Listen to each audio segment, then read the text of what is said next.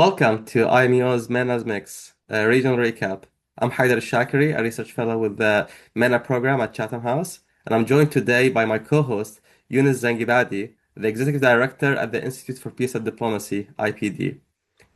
It's the end of March 2026, and as always, we're here to walk you through some of the major developments shaping the Middle East and North Africa this month. From a widening regional war centered on Iran and its growing spillover into Lebanon, Gaza, and Iraq, to mounting pressure on energy markets and global shipping routes. This must has underscored just how interconnected these dynamics have become. We'll take a step back and look at what happened, why it matters, and how these stories are evolving in the region. So, Eunice, we'll talk a bit about how this war started. It's been almost a month now that the war has been going on, and for many, I think, especially in the US and Trump, maybe the thinking was it would be a quick war, right? It would be something quick like Venezuela, in and out, and taking out some of the leadership, killing Khamenei, and that's it. But apparently, it's not happening that way, and it's dragging.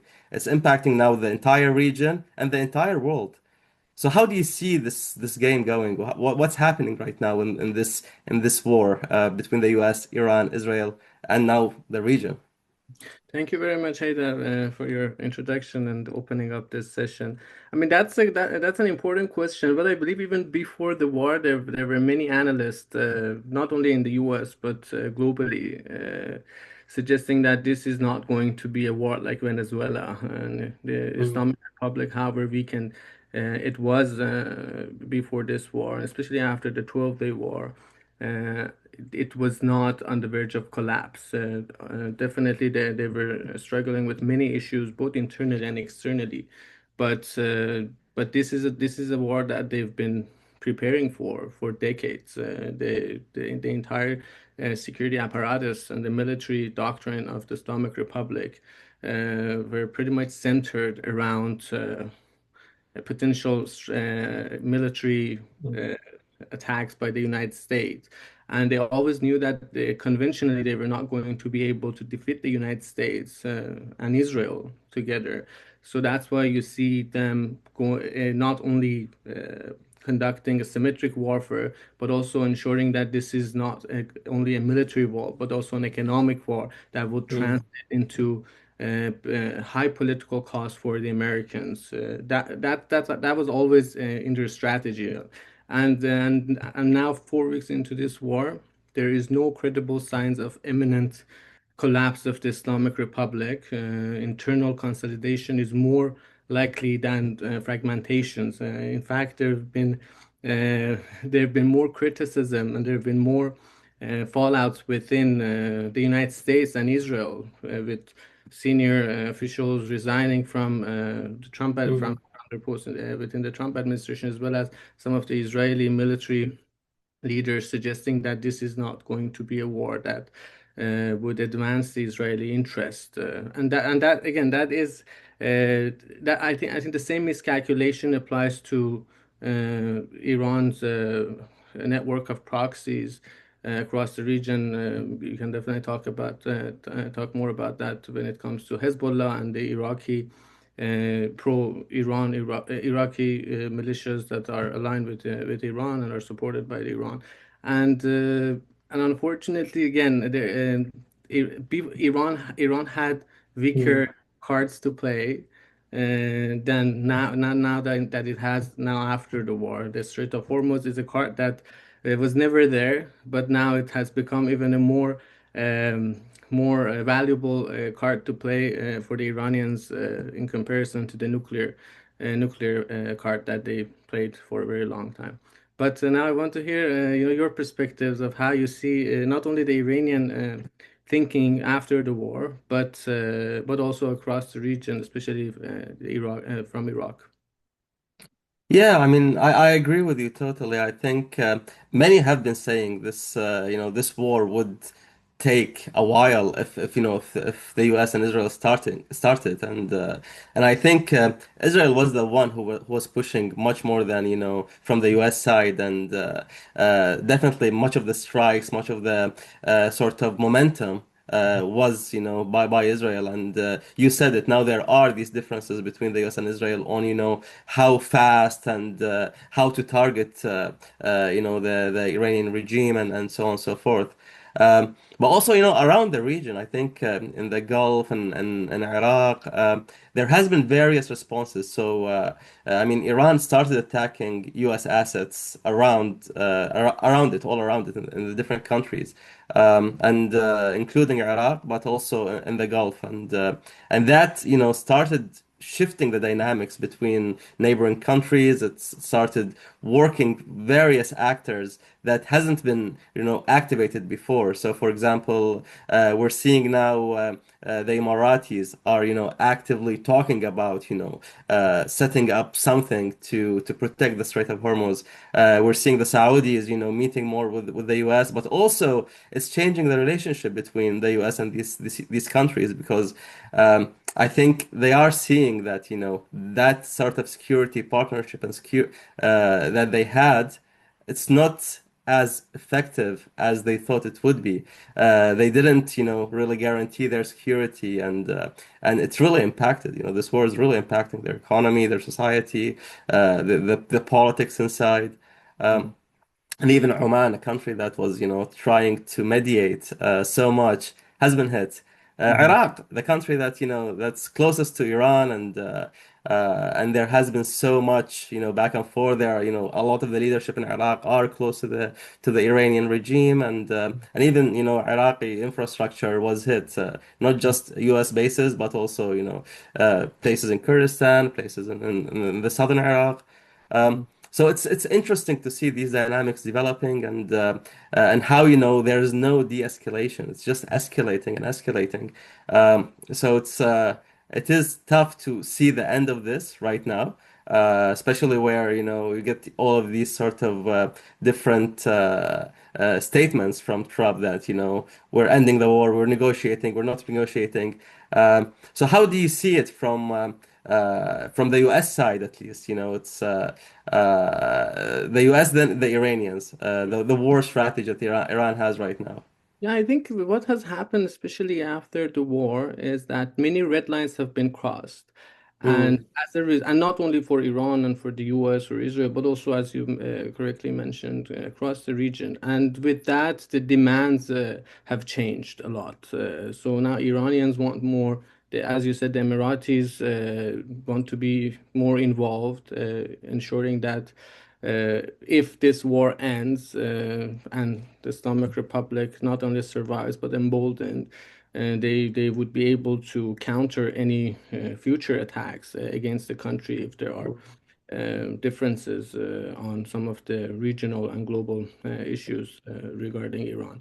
And that makes, as you said, that makes it very difficult to find an off ramp because for the Iranians, what matters to them most is that if this war comes to an end, they don't want to have a threat of war or a military option on the table as something that they've been dealing with almost since the establishment of the Islamic Republic. They had the 8 year war with Iraq, and they came out of it, but that was a regional war, even though there were a lot of international engagement and supporting Saddam against Iran, as well as support from the regional countries in that war. But that established, I think that played a huge role in terms of defining Iran's defense doctrine and deterrence strategy. mm, But now this is basically Iran's last war, and if they can come out of this war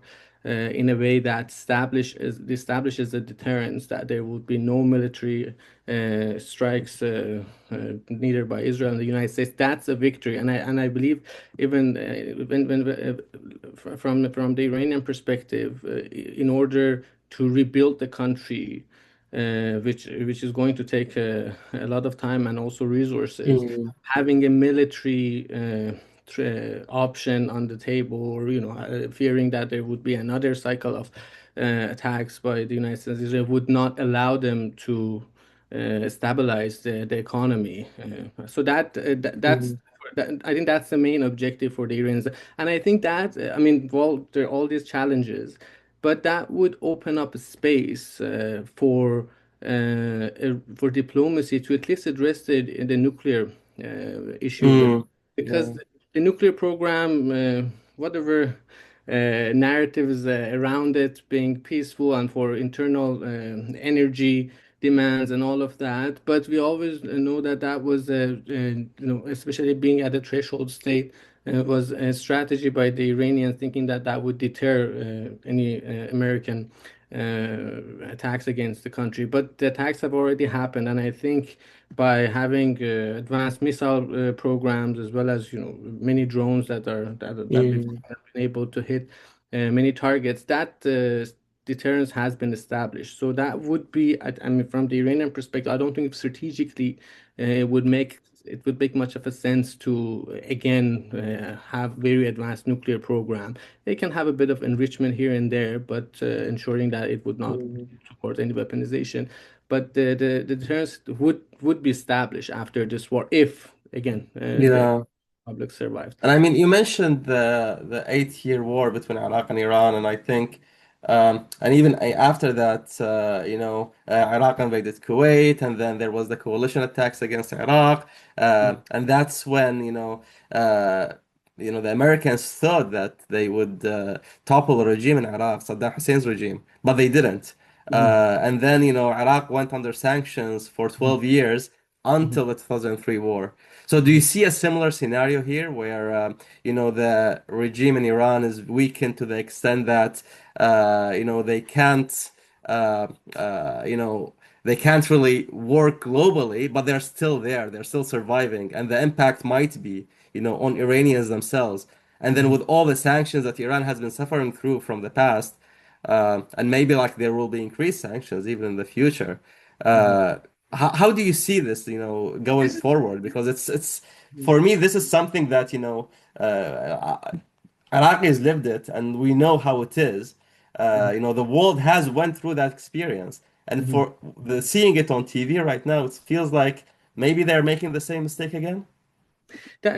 I believe that I've read this. I read about this, especially in Israeli newspapers, that referring to the Iraqi case, that maybe the establishment, the system survives, but they're going to be weakened. And we know for a fact that despite all the missiles launches and the drones attacks here and there, then the Iranian military capability has been degraded to a large extent, and and it is in the process. It's being degraded as we speak. So there's no question about that. And I believe that's also a scenario. I mean, if the war ends, that would be a scenario that some of the Gulf countries would prefer to have a weakened Iran with many issues, many Mm, challenges, especially internally. We know for a fact before the war the economic situation was not great, and yeah. that's why there were many protests inside the country due to the economic conditions in the country. And now, once the market opens up, once the country is out of out of this war, many of these key infrastructures been hit. Many of Yeah. there's been no access to internet over a month, and many good segment of the Iranian population. They use online platforms for their businesses, so that is a huge impact that they have to deal with. And I don't think, and that brings me back to the point that I mentioned, that I don't think the Iranians uh, would would agree to any ceasefire or any kind of a deal that would not translate into some economic relief, whether that's sanction Mm, relief or unfreezing some of Iran's frozen assets. That's the only way that the Islamic Republic after the war can actually survive. Because if mm, it doesn't get such economic benefits, how they're going to be dealing with all these problems, even at the worst level than it was before the war. But so that again that makes it very challenging for any kind of ceasefire to come in effect. mm. I don't know how do you see that could be an off ramp to this? Um, to this war? What could the Americans give to the Iranians, and what could they get in exchange? Because the 15-point plan, Mm. you've seen from the Americans, and then what the Iranians have proposed, there's just it's just huge gaps between them. I don't know how you would be able to bring these points closer to one another. Yeah. No, exactly. I mean, just thinking about it and, thinking about the talks that were happening just before the war and like the Omanis and they were saying how, positive things were going. So, there were conversations before. There were, things that are progressing. Uh, but apparently, there are parties that don't want this to happen. And still, until today, in both, within the Islamic Republic regime, but also in the US, they don't want this war to end in that sense. And Israel, of course, for them, it's not, it's not something that, it's the better, the longer it stays, the more demolished the regime is, the better for them. So I don't see it ending soon with an agreement. But then, as we're talking about the Strait of Hormuz, I think that's one of the options that the Iranians have, and that's where, an agreement can be made right Mm. now, at least, because between the Gulf countries and Iran and even the US and the global community, everyone is being impacted by the closure of the strait. And I think, and maybe we can talk about this later, if the Houthis come in and they started their closure and their control of Bab el Mandeb again in the Red Sea, then that's when things might get even more tense for the global economy. So more countries will have to chip in, and the military solution here, for me at least, it's not the right solution because we've seen it for the past 4 weeks, and it's not really. There is a lot of degradation in terms of capacity, but the actual problems are not being resolved. So that's what I think. I think there needs to be more involvement diplomatically and politically to try and detangle some of these aspects because the regime is not going anywhere right now, at least. Yeah, following on what you said with respect to the Houthis in Yemen, what I have witnessed since beginning of the war, that there's been at least some form of effective coordination between between the Islamic Republic and it's the pro-Iran or pro-Islamic Republic groups across the region, militias in particular, whether that's Hezbollah in Lebanon and some of the resistant forces in Iraq, and now with the Houthis. I mean, everybody before the war, the Houthis were everybody was talking about the Houthis as the first force of pressure on the United States and Israel, but they have not been involved up until now. Which the way I interpret it is that they've strategized pretty well, understanding where to use these forces and for what reasons and under what conditions Mhm. in response to which scenarios. But and I want to get your take on the role of these forces across the region, and to the extent Yeah. which they can actually cause further damage as they have done already. Yeah, I mean, I think looking back at the 12-day war, in Iraq at least, there was no involvement. And this has many reasons. At the time, I think Iran didn't want them to get involved, and uh, they were more, stable within the Iraqi political system, and they did not want to stir things up. And there were all of these conversations internally across the Iraqi political sphere for not getting involved. And things did not escalate that much at the time, to the extent that, for their involvement at least. But after the 12-day war, and now we're talking about this war, I think the Israel-US attacks on Iran came at such a time where, at such an intensity, at least when the Ayatollah Khamenei was killed, there was, there were talks that were happening, and Iranians felt right away this is more existential. And then I think the message passed to the Iraqi groups, the resistance groups, the Iran aligned groups, where they started as well. But not because they wanted to start, but also because Iran started attacking Iraq. Iran started attacking the Gulf, not at the same intensity, one or two strikes on Doha and Qatar, and that's it. It became, very, very big and, very chaotic very quickly. So that's when the Iraqi group started to also retaliate against U.S. assets in the country. Um, and then the US retaliated very, very quickly, killing commanders, killing people affiliated with those groups. But also, as things progressed, the US strikes started killing, PMF soldiers who might not be aligned with Iran. They start killing, people within the Ministry of Defense, soldiers within the Iraqi security forces. They started, impacting other, assets within Iraq that are not just purely Iran aligned. So there were more than 70 strikes, I think, from the US on Iraq, but also there were tens of strikes from Iran on Iraq, and then there were many attacks from Iraq on Iraq. And that's what on various kinds of, security, but also energy infrastructure, and that's really impacted the country. So now NATO has left the country, and that was the only NATO mission, in the Arab world at least. They left Iraq, and they're trying to, continue their operations from somewhere else. But I think, it's not going to be the same. A lot of the U.S. and diplomatic corps left Iraq, as a result of this. Iraq's relationship with the Gulf countries have really shaken up, and now we're seeing, a lot of the Gulf countries, diplomatically talking to Iraq about stopping some of the attacks, because some of the attacks are coming from Iraq as well on, Kuwait and other countries.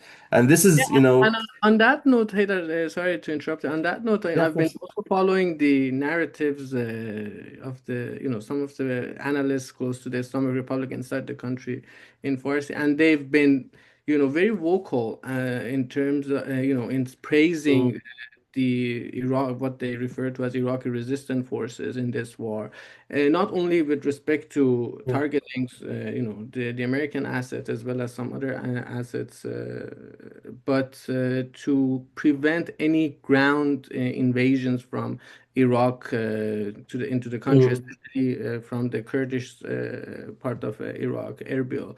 So and basically mentioning that if there was going to be a ground invasion, which is something that I wanted to cover with you, whether it's going to happen through the Khark island as well as yeah. Iranian islands in the Persian Gulf, they would mobilize those forces in Iraq to basically escalate and not only resort to drone attacks or shooting missiles, but mobilize these ground forces to not to basically join the fight on the ground. And the same goes for the Houthis. That's what I hear from from the Iranians inside when it comes to the next stage of the war, which is potential ground invasions, given that Americans are sending more troops to the Persian Gulf for this Yeah, potential. yeah. I mean, that's absolutely correct. I think for many, and especially, the Shia community in Iraq, they feel like this is an existential, war against Shias, because, they're targeting the Islamic Republic, they're targeting a lot of Shia groups in the region, and this is something that, that is being framed in the media and, along these kind of circles as an existential group against the Shia.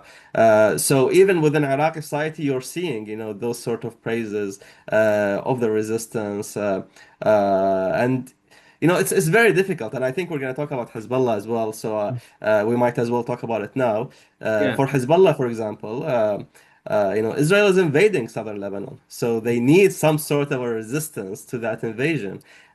Even though Israel is talking about self-defense and trying to creating that buffer zone. but also it is still an invasion when it comes to, international law, international standards. So that is also increasing the popularity of Hezbollah within the Lebanon, the Lebanese, and especially the Lebanese Shia community. People's houses, people's, whole lives are in southern Lebanon are now being, paused for maybe months or years to come. So this kind of narrative that is being, framed right now, it can be, utilized a lot by these groups towards, mobilizing more and more people who were on the line before and who, didn't really join this sort of conversation. But when it comes to Iraq, I think, yeah, exactly. I think many groups are still on the line. I think, even within the Shia political class, the majority are not involved. They try to keep this balanced relationship between the U.S. and Iran. And you saw the Prime Minister of Iraq the other day. He called both the Iranian ambassador and the U.S. Charge d'Affaires to sort of tell them stop bombing us. So they're trying to, showcase that we are, here as, as a country in the middle, and we don't want our country to be the playground. The issue is with those sort of groups that they're not really a majority, but they can really corrupt and they can really, send signals that can disturb the whole equation when, a few rockets here, a few rockets there. They can attack embassies, they can attack hotels, they strike neighboring countries by drones that are not as effective, but that's an act of aggression. It can be counted as, and then that's where things start escalating.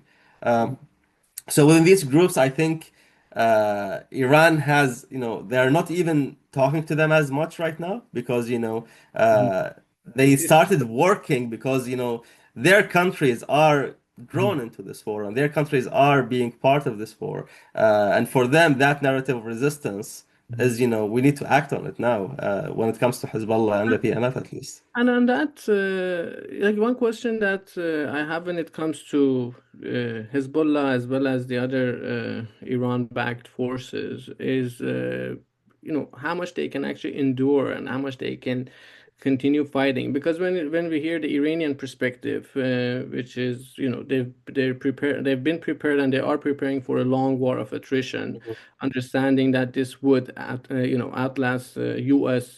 Political patience as a result of the economic implications of this war. But I don't know for how long these forces can fight this war. It's been already a month, and Hezbollah, we've seen that they've been hitting more, and they've been, of course, shooting more missiles, and as you outlined, they've been hit harder as well Mm, after post October 7th. Uh, what is interesting for me, Haydar, is not only Iran's military system was decentralized in order to mm, be resilient. Doesn't really, I mean, at least up until now, it doesn't really matter how many top commanders get hit and get assassinated. The system seems to be resilient enough to respond in a quick manner, I would say. yeah. But and we've seen, and I kind of start to see the same trend when it comes to Hezbollah as well as the Iran-backed Iraqi militias inside the country. But at the same time, I'm thinking that there should be a reason why the Israelis and the Americans continue with this trend of eliminating the top leadership and Mm, just disrupting the chain of command as the war goes on. mm. I mean, so they did it with Qasem Soleimani and Abu Mahdi Mohandes back in 2020.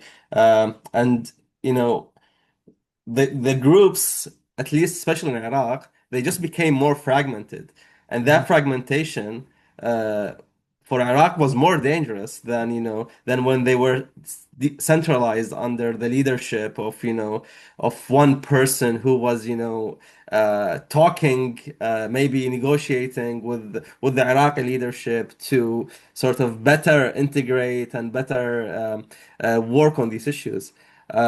So now with the, with more decapitation of senior leadership, this kind of chaos or fragmentation is increasing, and I think now in Iraq a Telegram group can pop up and suddenly it's a resistance group, and then they claim one of the rockets that hit one of the energy sites, which cost Iraq a few $100 million. Because it's very easy to make these rockets, and it's very easy to create chaos.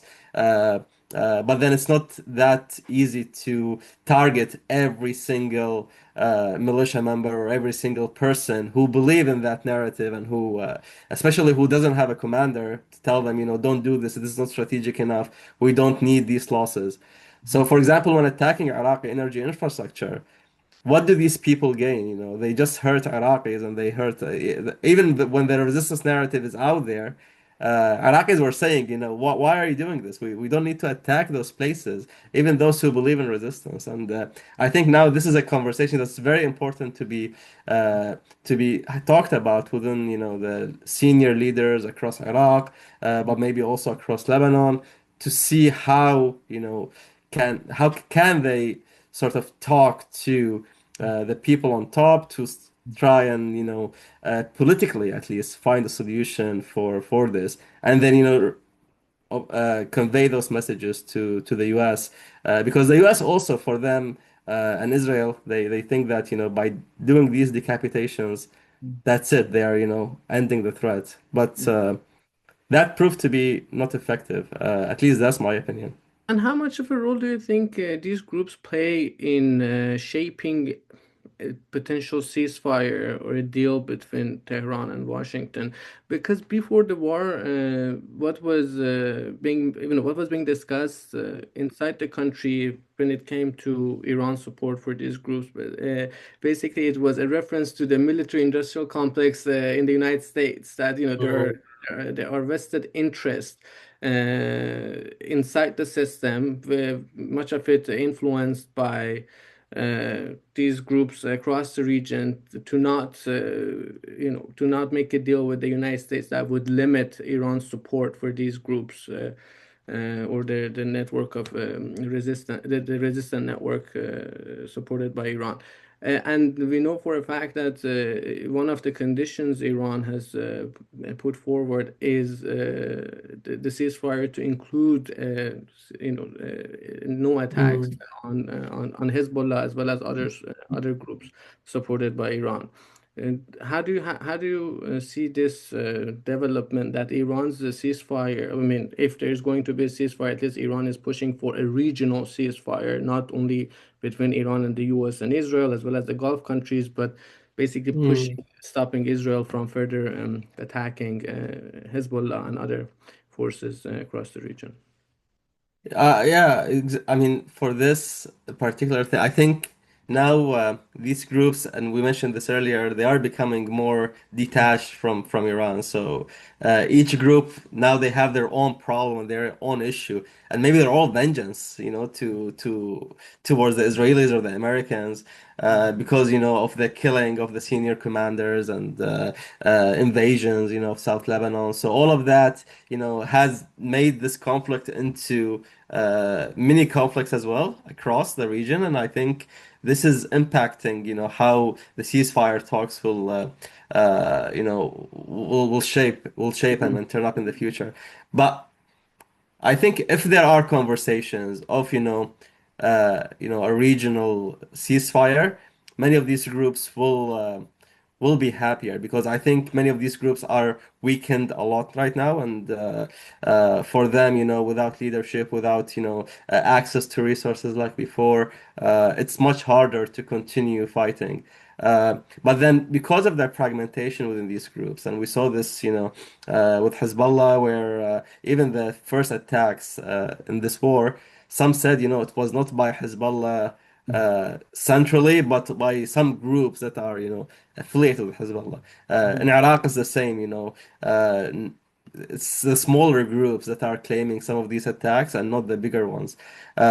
So, the bigger ones might respond and might, be part of it, but, those sporadic attacks might continue. And in Iraq, across the years, those attacks were happening, towards the American embassy in Baghdad, towards the Kurdistan region, towards energy infrastructure that, they believe, they have links with the US or Israel.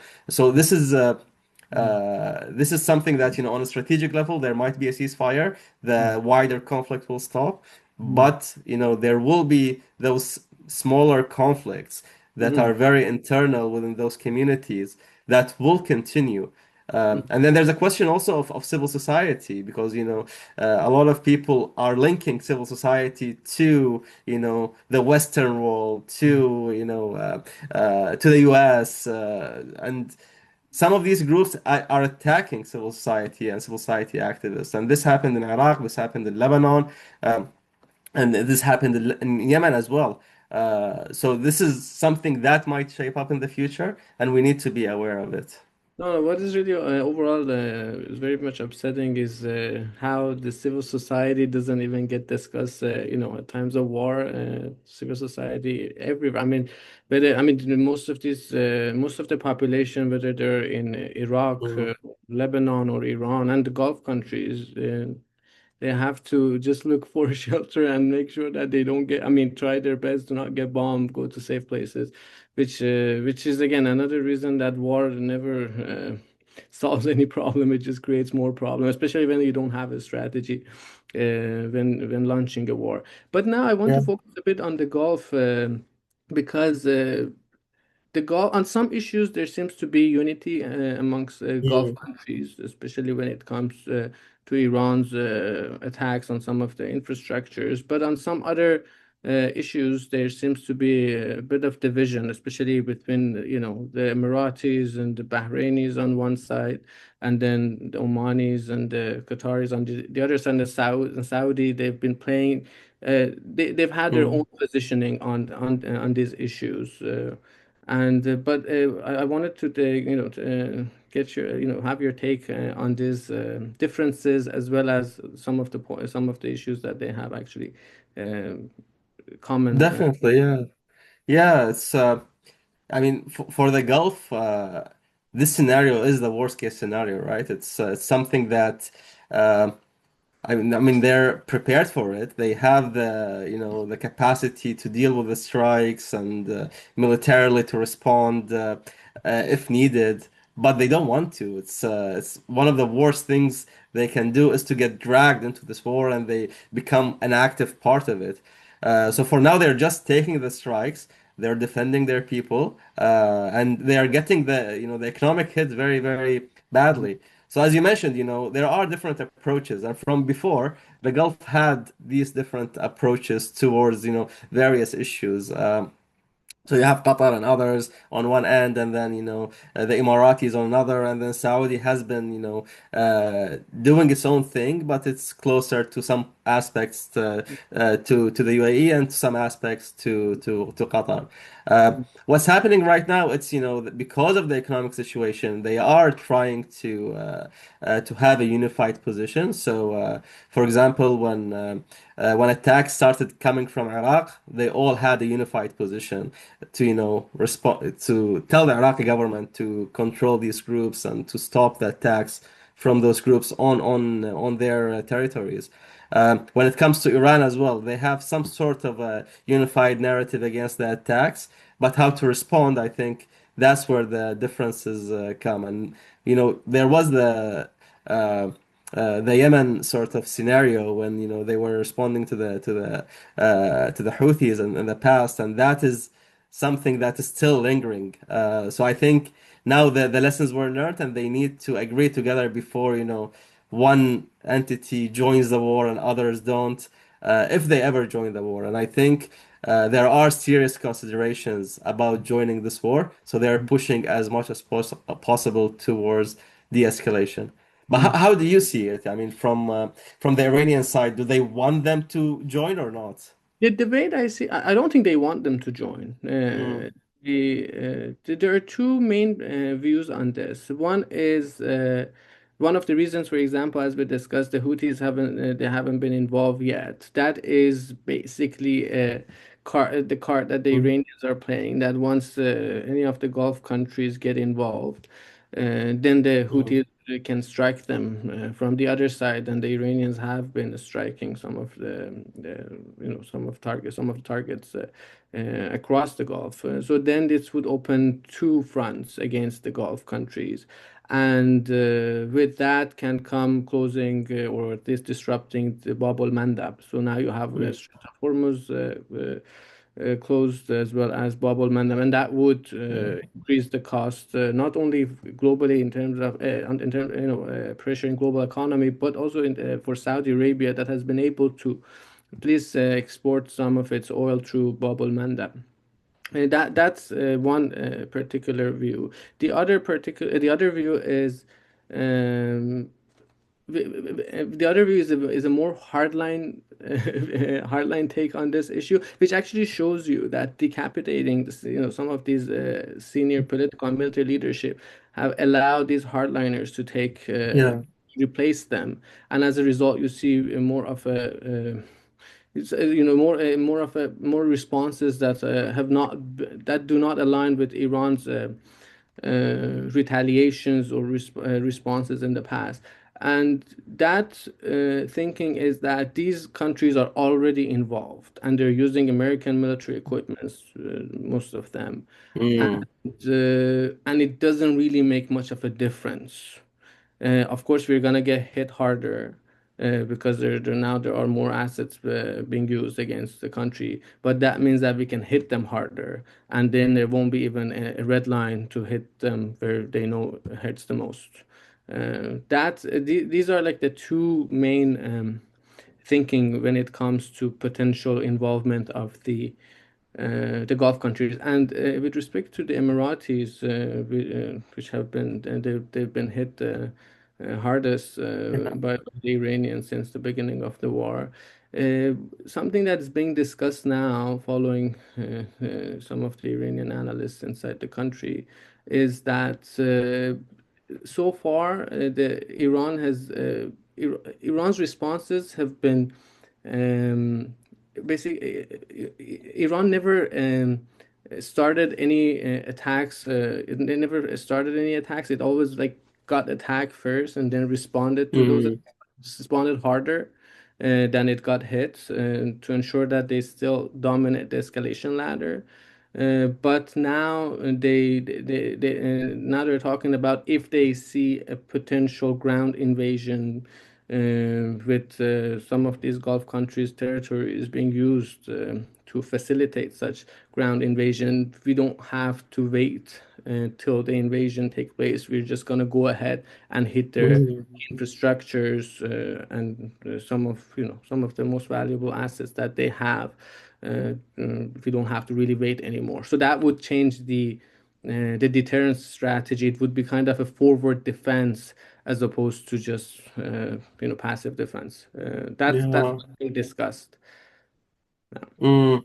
Yeah, no, it's very interesting, and I think also it's as these conversations continue in the Gulf, there are other conversations that are happening globally, right? So, and I mean, what is the other greater powers doing right now? Maybe we can talk a bit about, China, Russia. Are they helping the Iranians? Are they not? Has there been any active sort of conversations about getting involved? Where are we now with this? I mean, there are reports that the Russians, in particular, they've helped the Iranians with the satellite, basically the intelligence, helping them locate key assets that they want to target, and that as a result, we see that the Iranians have been uh, pretty effective in terms of targeting the assets that they were not able to target during the 12-day war. But when it comes to the Chinese, they're still waiting. I don't think they want to get involved. Definitely not militarily. Uh, Mm. but I've seen more proactive approach from Beijing regarding this war, which is unusual. They're not really proactive when it comes to conflict mediation. Everything has to align before they get on board. But understanding that they import uh, about 15% of their energy from Mm. region as well as other oil products. I think that they're starting to understand that the longer this war continues, it's gonna impact them economically as well. But but in the short term at least, what we can see that they've benefited a lot from this war by seeing the US again entangled in I would say a disastrous war so far. And Russia got exemptions. It's selling Yeah. at the higher price, basically telling the Europeans that they don't want to sell it to the Europeans. They're selling it to Indians. Iran also got exemption to sell its oil not only to China but India, and that is again a narrative that is being very much promoted inside the country, saying that we negotiated for 20 years, we had a war over Mm. days, and we got sanction relief, and we are basically sanctioning the world. The world sanctioned us for years. Now we're sanctioning the world. So I mean, and something that has amazed me is how Iran has been able to not only challenge the American narrative of the war, but also, to win or defeat it to some extent. The propaganda work that they've been publishing and spreading around is just it has impressed many, and it has impressed me that they've and when you look into these new I don't know, the videos or the pictures that come out, it's very much focused on American domestic politics. Uh, Mm. and that because that's where they know they can stop the continuation of the war. And Trump has we have the midterm elections coming, the World Cup is around the corner, and the Iranians know. I mean, everybody. I mean, Iran. I understand that they say that they're prepared for a war of attrition, but I don't think they can. I mean, they can do it more than a few months, and even if they can continue it over a year, I don't think economically they would be able to manage the country if this war goes on. And people are starting to, when I talk to some friends and relatives in Iran, they've started to, um, in the beginning they understood that this is a war. There's nothing Yeah. that we can do, and they just hope that the war would come to an end. But now you hear that people are becoming concerned about how the economy is gonna, how the economic situation is gonna be like. Would they have their jobs? There would be. These are the questions that are arising, and the government has not yet uh, provided any kind of plan about the day after the war. So Mm. that's why I'm thinking that I don't think this war of attrition, even for Iran, is gonna be something that going to basically go beyond 6 months if they even can handle the war for 6 months. Mm. Yeah, I mean, the impact on the economy, it's hitting everywhere, right? I think in like in the UK now where I reside, it's gas prices has, went up 30-40%. I think it's I don't drive, but I hear it from Mm, people mm, across the globe. It's gas, oil, and it's spring, so it's yeah, okay. But mm, as summer comes, the people will need more electricity. As winter comes, people will need more mm, heating. These things will have its toll. And so, talk about the economy and Iraq itself. Iraq depends a lot on the Strait of Hormuz. I mm, think 90% of Iraqi exports come from the Strait of imports come from the Strait of Hormuz, and also Iraq has a lot of land crossing with Iran and depends a lot on Iranian products as well, since there's no internal sort of manufacturing as much. So Iraq is being impacted economically, and Iraq, they announced force majeure to most of their oil fields. So now Iraq has, almost lost 70-80% of its income, which is completely dependent on oil. And things are tolling up. These are things are piling up. So the impact on the economy on specific countries will be much more than others, The like Philippines, Iraq and Iran. yeah, and I mean Asian countries, Philippines, they declared national Yeah. energy emergency, and you see Yeah, and that. we're still not even a month in. So Yes, I exactly. So think as things go, and if Bab el Mandeb gets closed as mm, well, if mm. now there are strategies, right? I think some people are paying the IRGC, $2 million to You get a know, ship in with their protection. the Some ships are informal. getting out. I heard that Yeah, the so there are presidents strategies. are I in the don't know one. if these are sustainable. Go That, on, I go mean, on. that's what I think that's been the Iranian strategy when we started the conversation. I mentioned that for Iran, they always Mm, understood that this is not going to be a military war that they can win. It needs to be an economic war and a global one. With serious political implications, and so far they've been successful. Even when you look at President Trump's efforts to manage these mm. crises by putting out statements, an hour before market opens on Monday, or then you see escalations happening on Friday, and we're talking on a Friday, so I hope that will not Yeah. be this weekend. But it has not been effective. And the price of when you can see a bit of a drop, and the extent of the drop has also decreased, but then it jumps back up, and I think that shows that the market is now not responding to what the president says, Mm. but what the reality, what the dynamics are on the ground. And that's a card that Iran didn't have. Now it has, and now try to make the most out of it and make it actually like they're working to ensure. I know there's a bill proposed to the Iranian parliament to make this an eternal reality, Mm. that they can make money off of it because of the sanctions and everything that they're under, which again is a product of war that nobody really thought about, but now it is here. And as the war goes on, a lot more surprises can come about, I would say. Yeah, and I mean that's the thing because these like military solutions are usually especially if they are not thought about Mhm. very very thoroughly. The end result can be very unexpected and it can go in all directions. And here right now I feel like Iran was prepared for this war. The US was not. Israel was prepared for this war, but the US was not. So, what we're seeing now when we talk about maybe winners and losers, and maybe this is something we can wrap up with. Winners and losers, I think, for now, when, 4 weeks on, maybe Russia is like one of the biggest winners right now. It's a country that's not part of this conflict, but not part of this war.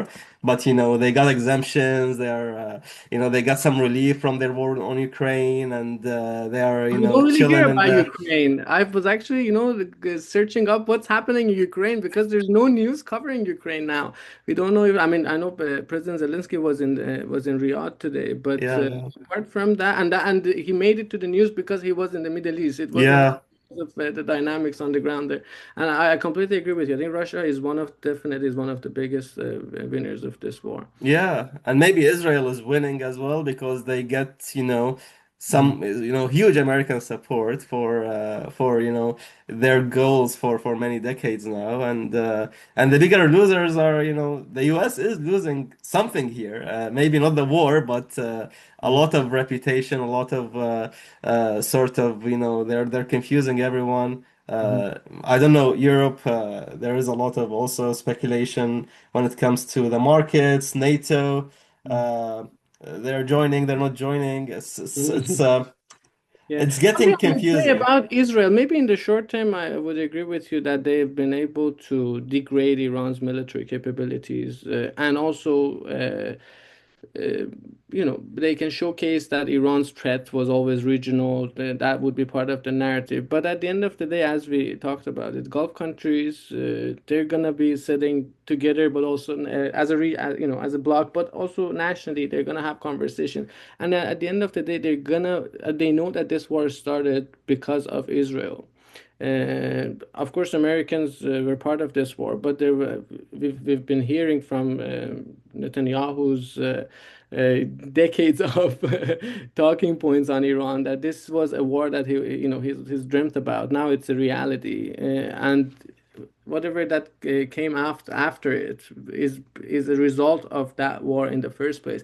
And when it comes to the Abraham Accords or Gulf relations with Israel, I think there's going to be real rethinking of relations with Israel, at least the extent of it. Saudi Arabia, even before the war, was not ready to join the Abraham Accords, despite many of the U.S. Senior officials, congressmen, saying that Saudi Arabia will soon join the Abraham Accord.